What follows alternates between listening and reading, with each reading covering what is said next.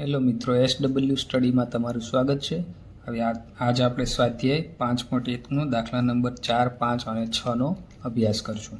હવે દાખલા નંબર 4 તો એમાં શું કીધું છે, એવો ખૂણો શોધો જે તેના કોટિકોણ જેટલો હોય। હવે કોટિકોણ એટલે શું થાય, જે ખૂણા બે ખૂણાનો સરવાળો કેટલો થવો જોઈએ, 90 થાય ને આપણે શું કહીશું, કોટિકોણ। હવે એવો જ ખૂણો શોધવાનો કે એના કોટિકોણ જેટલું, એટલે બંને ખૂણાના માપ કેવા હોય, સરખા હોય। તો આપણે ચોથા દાખલામાં શું લખશું, કોટિકોણ। તો ધારો કે કોટિકોણના ખૂણાનું માપ x છે। હવે શું કીધું છે, બંને એવો ખૂણો કે એનો કોટિકોણનું માપ પણ કેવું હોય, સરખું, એટલે બીજા ખૂણાનું માપ એ કેટલું થશે, x જ થશે। હવે કોટિકોણમાં શું શરત છે, કોટિકોણના બે ખૂણા, કોટિકોણના બંને ખૂણાનો સરવાળો કેટલો થશે, 90 ડિગ્રી। બંને ખૂણાનો સરવાળો કેટલો થાય, 90 ડિગ્રી। હવે આપણને બે ખૂણા આપ્યા છે, x અને x, તો બેનો આપણે શું કરશું, સરવાળો x વત્તા x બરાબર શું થશે, 90। આપણે સરવાળો આપ્યો છે ને 90, x વત્તા x બરાબર કેટલા થશે, 90 ડિગ્રી। હવે x વત્તા x એટલે 2x બરાબર 90 અંશ। હવે x આપણે આગળના ચેપ્ટરમાં સમીકરણમાં ભણી ગયા, x સાથે બે ગુણાકારમાં, એ ક્યાં જશે, ભાગાકારમાં। તો 90 ભાગ્યા 2, તો આ 90 ની જગ્યાએ આપણે 45 ગુણ્યા 2, તો બંને બે વયા ગયા, તો x બરાબર શું આવ્યું, 45। તો એના કોટિકોણનું માપ કેટલું મળશે, 45। તો 45 અંશનો ખૂણો એ તેના કોટિકોણ જેટલો હશે। તો બંને ખૂણા આપણે કેટલાના મળ્યા, x બરાબર 45 અને બીજો કોટિકોણ x બરાબર કેટલા મળ્યા, 45। હવે ત્યાર પછી પાંચમો દાખલો, એવો ખૂણો શોધો જે તેના પૂરક કોણ જેટલો જ હોય।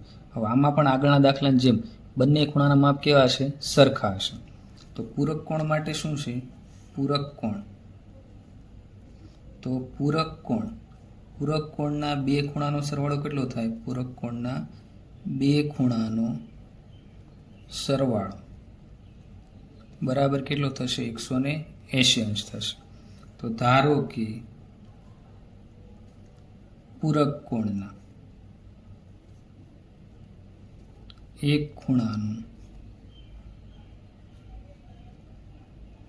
માપ બરાબર કેટલું છે, x છે। હવે એક ખૂણાનું માપ x હોય તો બીજા ખૂણાનું માપ કેટલું હોય, તેથી બીજા ખૂણાનું માપ શું કરવા, આપણે એમ કીધું કે પૂરક કોણ જેટલો જ હોય, એટલે કે જેટલો એક ખૂણો મળે એટલો જ તે ખૂણો કેવો મળ્યો જોઈએ, બીજો। તો બીજા ખૂણાનું માપ બરાબર કેટલું થશે, x। હવે પૂરક કોણના બે ખૂણાનો સરવાળો કેટલો થશે, 180 આપણે જોયું। તો x વત્તા x બરાબર કેટલા થવા જોઈએ, 180 ડિગ્રી।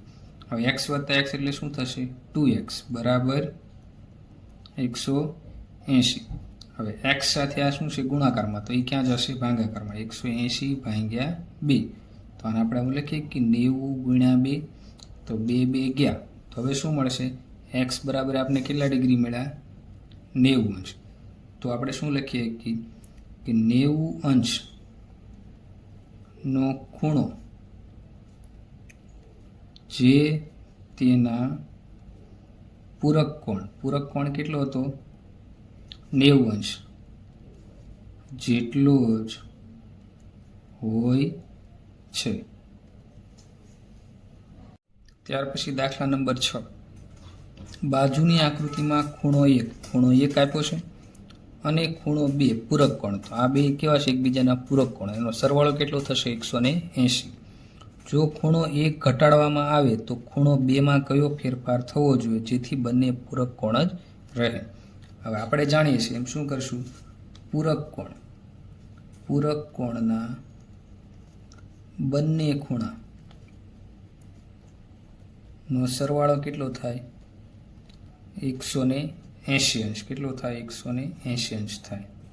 હવે આમાં તમને એવું કીધું છે, જો અહીં આપણે સમજૂતી લઈએ, આ તમારે લખવાનું નથી પણ સમજૂતી માટે। હવે એમ કીધું કે ખૂણો 1 અને 2 પૂરક કોણ. ખૂણો 1 ઘટાડવાનો, માનો કે પેલા ખૂણો 1 બરાબર આપણે 90 ડિગ્રી છે અને ખૂણો 2 બરાબર 90 ડિગ્રી છે. હવે ખૂણો 1 ઘટાડવામાં, હવે આ બંનેનો સરવાળો કેટલો થાય? 180 થાય. હવે સરવાળો પૂરક કોણ ક્યારે કહેવાય? જ્યારે બે ખૂણાનો સરવાળો 180. હવે એમાં એક ખૂણો ઘટાડી દો. હવે માનો કે આને આપણે ઘટાડી, ખૂણો 1 છે એને આપણે 80 ડિગ્રી કરી. તો હવે ખૂણો 2 ને મારે કેટલો કરવો પડે? 180 સરવાળા માટે આ 90 છે એને શું કરવું પડે? ખૂણા 2 ને મારે વધારવો પડે ને. તો 80ની જગ્યાએ આપણે શું કરવું પડે? 100 કરવો પડે. તો સરવાળો 180 થાય અને તો જ તે બે ખૂણા કેવા રહે? પૂરક કોણ. તો એકને ઘટાડું તો બીજાને શું કરવો પડે? વધારવો પડે. તો આપણે શું લખશું? જો ખૂણો 1 ને ઘટાડવામાં